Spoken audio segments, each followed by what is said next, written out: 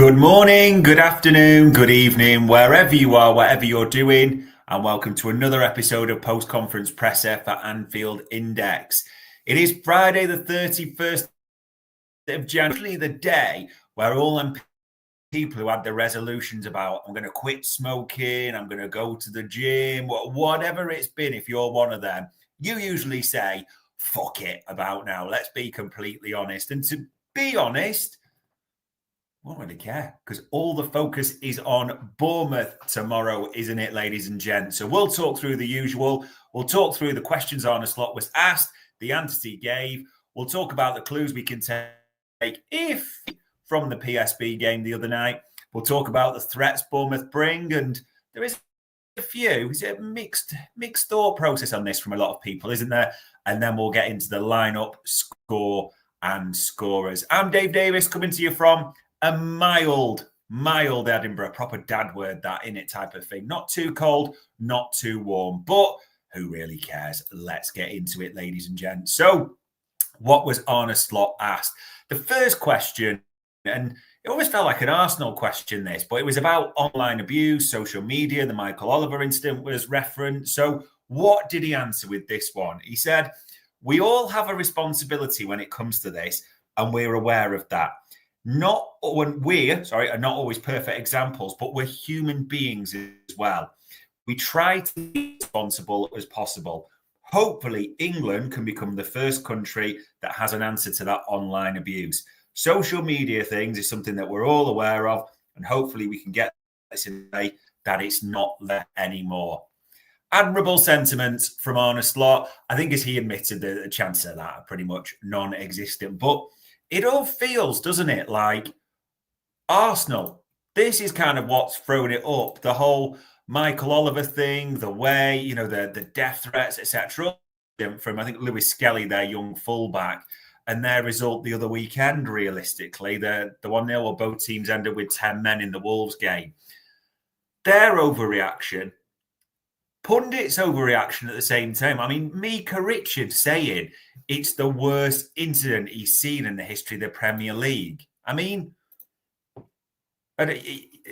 all the things that we've seen, like the Luis Diaz disallowed goal. I mean, yeah, whatever in that regard. But carry on. That is just background nonsense. More importantly for us is the game against Bournemouth. But the actual second question that Vinny O'Connor asked Arne Slot was about Mo Salah and the links with Saudi, his contract situation. So let's just have a listen to what Arne Slot said about this. Yeah, I would be surprised if there's anyone wherever around the world saying we don't want Mo Salah. So he's doing so well for so many years that everybody probably wants him. And he's done so well without my advice for a long time. So he can probably keep doing what is best for his career, even without my advice. But my advice to him would be different than the one you just mentioned. Can you expand on that slightly then? If your advice would be different? No. What I mean with different is that everybody wants him, including us. We want him to extend, of course, as well. So, yeah, that is clear. But I'm not surprised that Saudi wants him, but I'm also not surprised would not be surprised if other countries want him as well. So, yeah, he's been old and wise enough. He's done so many smart things in his career that he will make the right decision for himself and hopefully for us as well. We will. Yeah, hopefully he makes the right decision for himself and hopefully us. And Arne Slot couldn't have been any clearer in how he saw it there, could he? He wants Mo Salah. He's made it clear, in his opinion, he should stay.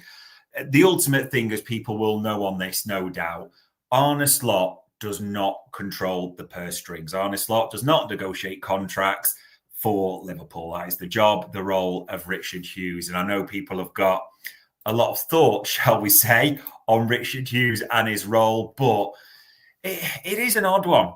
Be interested to know what you think in the comments with this. We are literally about to hit February tomorrow, and it just seems to be deadlocked, doesn't it? Nothing really more sort of late December, early January, that Liverpool put a contract on the table, but nothing more seems to come out. And listen, maybe that's not the worst thing. Obviously, we're in a title charge and that takes priority over everything. But yeah, Arne Slot's clear. The fans are clear. We'll see what happens with Mo Salah going forward. He was also asked about a few other players. So Chiesa was mentioned, and I like this question. He went into a bit of depth on this and said, he's now played 90 minutes, but he's ready for more in the Premier League. Yeah, he's ready for more minutes in the Premier League. The main problem is that he's in competition with all the other forwards, and he named them one by one. But it's very good for him that 6 or 7 months ago, when Italy lost in the Euros, that was his last 90 minutes. So it's very good for him and from our performance staff at the same time. And it's a big compliment for him and the medical teams that way. I genuinely didn't know that it's been that long since Federico Chiesa had played 90 minutes. And his fitness issues and everything else that's gone on since he's come to Anfield, it's been far from perfect, no doubt about it at all. But he is a player I am massively excited about. You see, even just in that PSV cameo the other night, it was a cameo of 90 minutes, but the highlights that we liked, the pressing, the aggressive nature that wins the penalty, the shot, the half volley, which is saved, and Harvey Elliott tucks in the rebound. Just pace, pressing, aggression of a certain nature. Boy lives to take a shot, doesn't he, realistically? Chiesa, if you give him long enough, will probably take more shots than Bonnie Blue and Lily Phillips or whatever they're called, won't he? He really is a talent and a half. There's no two ways about it. And his pedigree is supreme. That 10 million has looked a bit like, you got to be honest, well, what are we doing here? There is potential, not guarantee, potential that if, and I'm touching wood as I'm saying this, a big carry on, it keeps those minutes on. Yeah, he could be really useful in the second half of the season. So it is good to hear he's ready. And there's games coming up for him at the same time as well. He was also asked about Dominic Szoboszlai. And again, I love the answer that he gave to his. He's a sharp operator, Arne Slot, isn't it? He said, well, let me just give a bit of context. Because he's asked about that Dominic Szoboszlai had said in a previous interview that maybe he put too much pressure on himself last season, set the bar too high. So he said, if he said what you said, I will tell him at this club, you can never set the bar too high. The bar at this club is the highest standard. Probably he meant it's nearly impossible in games of a certain level. You can always go a little bit lower. That's normal, but not too far. Now we're talking about consistency. This season, he's been very consistent in his work rate, which is often an underrated quality in football. If he works hard, the intensity he can run at, the intensity he can compete for duels is one of the highest standards of this level that we're playing at. That's what stands out for me, the ability to run and keep on running. What is improving is recent weeks that he's more and more involved in dangerous attacks, and that's what he deserves, and more goals and assists will likely follow. I always felt for he get more goals and assists because of his shot and his touch on the ball. He should set the standards high as he's that good on the ball. I think, I don't know about you, be interesting to get your thoughts. It just feels the last few weeks, Dominic Szoboszlai has gone up a level almost, I'd say. And whether it's been a case of him having that sort of enforced rest because of the nature of suspensions, postponements and everything like that, people are starting to realise he is absolutely central to everything. He's a key cog in this system, mainly as Arne Slot says there, because of the running, because of the pressing he can do. But importantly, goals and assists, clever play. I mean, that cut in for the Ipswich goal and roll onto the left foot, a measured finish into the bottom corner. The rebound, just that Gakpo tucks in, the clever run, the touch. a lot is coming together with Dominic Szoboszlai at the right time.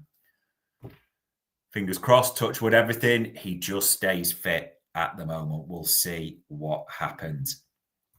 He was also asked about the contract situation because he said, he mentioned that he spoke to the players this week and the ones out of contract. And a cheeky question, a really cheeky question, we're almost getting them to try and share what he said to them. And Arne Slot responded as we thought he would. I think you know the answer. I speak not every day, but quite a lot. It would be ridiculous if in all these times we've never spoken about the future. I'm not going to speak about this with you. It's a non-stop process, but I will not talk about that in public. Now, as I'm reading those comments, it could come out quite almost as though it was being snappy and aggressive. If you were to watch the press conference, and I always advise you to do that for full context, not at all. Quite relaxed, smile on his face, knew what the journo was trying to do, knew how to deal with. Same as Arne Slot always does. Straight back down the ground for 4, through the covers, beautifully played, and we move on to the next one. Now, this was the best news of the press conference. No two ways about it. Naturally, who might be coming back and who's available. So, Gomez, Jota, Núñez. All 3 of them are back in training today. So the question is, are they already far enough to join us for Bournemouth? We have more than 20 players available. So we have to make the smartest decision for them and winning the game tomorrow. How good a news is that? The fact that Jota, Núñez and Joe Gomez are back in training. And naturally, we saw Gomez on Tuesday, wasn't it? In the photos before the squad flew out to PSV Eindhoven. It's absolutely brilliant news. Now, you'd think out of all of those, and he says, are any of them going to be ready? That's in his thinking. I accept I could be wrong on this, but surely Darwin's available. He was ill. He travelled to Eindhoven, but he was ill, so he didn't feature in the squad. So hopefully he is available. Jota, we didn't see him training on the open training session on Tuesday. So you'd think, unlikely. Gomez, we're guessing, but we have to be clear that we know Gomez was in training from Tuesday at the latest, because that was when we got the photos. He could have been back Monday, etc. Who knows? So there's hope for that. And this is me personally. I don't think it will ever happen. I'd love to see Joe Gomez get a run at left back. I really, really would. I just think down that side that it's not really working with Robbo, and this isn't to try and be derogatory. We spoke many times about what a legend Andy Robertson is, but with the legs fading, Costas hasn't really assumed that position, especially in certain away games. I think having a back 4 with 3 of them being Van Dijk, Konate and Gomez, it does make you defensively solid in that regard as well. Maybe not away from home when you're trying to break down teams. I get that completely, but I do think Joe Gomez at left back, and even just having him back as centre-back cover and the chance to rest, rotate in certain games feels massive. And then there was a little bit of the January transfer window, people. Teeny smidgen, I have to be honest. Dan's and McConnell. So David Lynn, shout out to him, asked him the question about these two. He said, it's ongoing discussions and it can be different from today than yesterday. For instance, if we leave the training pitch, injuries could occur and the answer could be different. These decisions will be pushed till the end of the window, which is not too far away. Tomorrow, as Arne Slot well knows in that regard. Honest take for me, I really like McConnell. I like Dan's. They both just, whatever it is, they've got it. You can't doubt that. However, top level football is brutal. And both I do think would really benefit from a loan. The only way these two lads are really going to sort of keep their momentum, whatever you want to call it, go to the next level, game time. It's got to be the right club. It's got to be the right, setting, everything like that, the right style of football. But if Diogo Jota is back, Nunes, etc., where is Jadon Danns going to get his minutes? That was the only annoying thing. There was no mention of Curtis Jones at all. Not even one thing. So we await sort of bated breath with what's happening with Curtis. But even Curtis to come back as well, it then begs the question, where's McConnell going to get his minutes? And people will probably be thinking, yeah, Plymouth, FA Cup, great. That's one game. I really like the look of James McConnell, but I just don't see him getting the minutes that he to sort of kick on a little bit. So I do think, provided there's no injuries and no one wants this before, or as the window's about to shut, maybe that's the best way, those two go out. But we will have to see what happens. That was the key thing from Arne Slot's press conference. And we always look back to that last game, that weird 3-2, where there were goals early doors from Chiesa, goals from Gakpo, and Harvey Elliott. PSG, a bit of soft goals from us, weren't they? Then hit 3. Narlo has denied Bakayoko the ability to have children in the future by the looks of it. And so many were rested. That is still like the one good thing that we have every way about results. I don't think it mattered. If someone had said to you, Liverpool are going to rest all these players and they'd lose, and still top the table, by the way, of the Champions League, you'd have gone, deal, sign me up. So that's the first big thing I would say. So positive, the key boys are rested. The left back is a bit unsure, isn't it? Because both played. Robbo at centre-back, Tsimikas at left-back. I think the other clue I would get is the fact that Robbo goes off probably tells me he's starting in this one. I do fully suspect it'll be Robbo to feature against Bournemouth. And then the only other bit, just a nice thing for Cody Gakpo, wasn't it? To get a goal, get that nice sort of his flowers back in Eindhoven. When you look at Cody Gakpo's numbers, I say this with a context, their numbers are Sadio Mane-esque at this stage, aren't they? 15 goals and 5 assists, 20 goal contributions, and we're just about to hit February. That's brilliant. He is not the exact same player. In fact, he's a completely different player to Sadio Mane, isn't he? There's no two ways about it. But he's, he is on fire. It's interesting that he's also, I want to mention, a January nominee for Player of the Month at the same time as well. There's a few clues from PSV, but let's be honest, it didn't really matter too much. So then we move to this game. 3 o'clock Saturday. I mean, they're in form, Bournemouth, aren't they? I mean, you look at that, the last 5, and especially them last 2, absolutely hammered Newcastle at St James's and battered Forest. Before we say that, Forest, yeah, they are 3rd in the league, but Bournemouth's run recently has been sensational. Even getting a draw against Chelsea, this is going to be a difficult game. I don't know why it's so weird at the moment. I've seen people saying like, oh God, Liverpool fans, what in the bird about playing Bournemouth and all this? Like, oh, we're Liverpool. Yeah, we are a better team. Yes, we should beat Bournemouth, but they have threats. They're in good form. It's very strange that people are saying that, but that's just an aside there. Goal-wise, they're banging them in recently, and that's really lifted the total to 41. Ship 26, and Huijsen and Zabiani are doing very well at the back. I think there's a lot of people have got their eyes on young Huijsen for us maybe in the future. Sort of tall, very tall centre half. Looks decent on the doesn't he? So those two aren't threats, though. Not really what we're talking about. It's these boys, these 3 here. These are the ones that, Kluivert just seems to like hat tricks or doubles at the moment, doesn't he? He absolutely in red hot form. Otara's getting a few as well. Semenyo, a player we have been linked with as well. They're 24 goals in the Premier League out of Bournemouth's 41.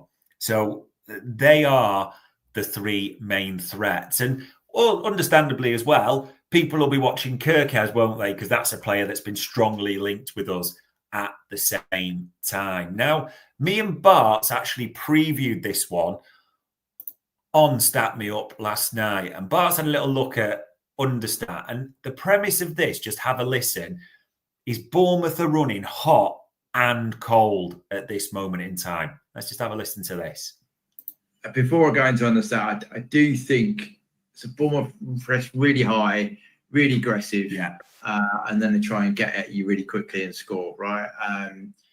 I do think if we match them physically, we will be, I think our quality will then show, because I think if you're asking a team to outpress Liverpool, even Slot's slightly leveled down, you've got to ghost up, because we are supreme at that, and we also have quite a lot of press resistant players.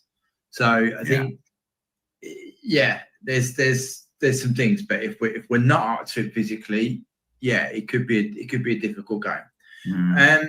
But what does Understat say? So 23 games gone. They've got. I'm just trying to find the points. So they're 40 points, haven't they? Understat's got them. I should have got 43. So they're in and around where they should be. Okay, they have scored 41. They should have scored 49. Wow! So they're actually running cold up front to the tune of 8 goals. That's a little bit of a worry. Goals against, though, they've conceded 26. Understat's got them. They should have conceded 32. So listen to that. Sort of 7 or 8 below what they should have scored. As Bart's put it, they're running cold.